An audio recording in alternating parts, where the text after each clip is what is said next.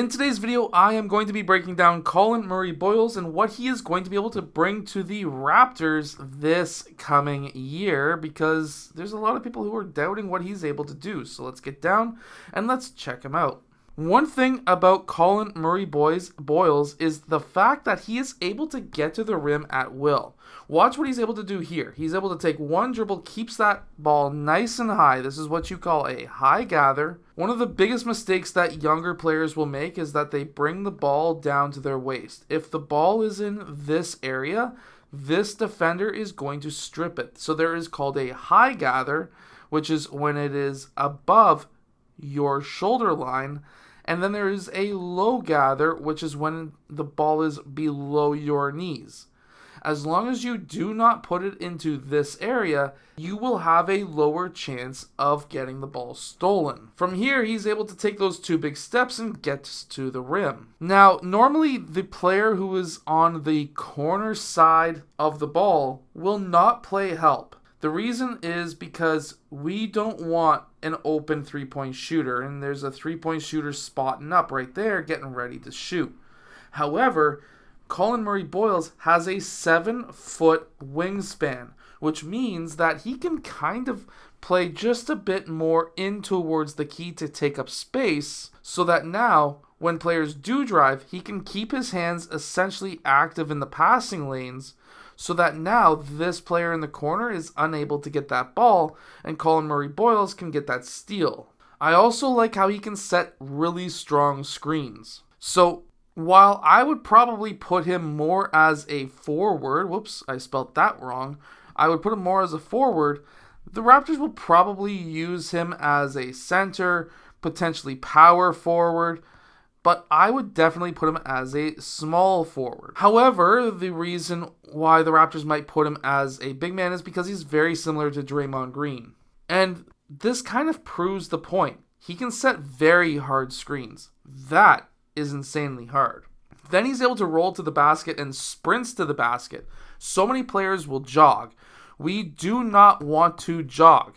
We want to sprint as fast as we can to the basket. So he sets that hard screen, sprints to the basket, and that is what allows him to get to the rim. If you can sprint as fast as you can to the rim off of screen and rolls, screen and roll, that's the short form S&R. If you can sprint to the rim off of a screen and roll, you are going to be a very successful center. Now, while his teammate is taking the three-point shot here, Collin Murray Boyles is right here in the low post. Now, his 7-foot-plus wingspan is what allows him to be able to get this rebound and this basket. So we can see that this box out is pretty solid. He's been pinned under the backboard and pretty much out of the play. However, he was still able to get that arm up there, because if we can slow this down just a little bit, he is barely off the ground and he's already a whole hand above this defender who was boxing him out.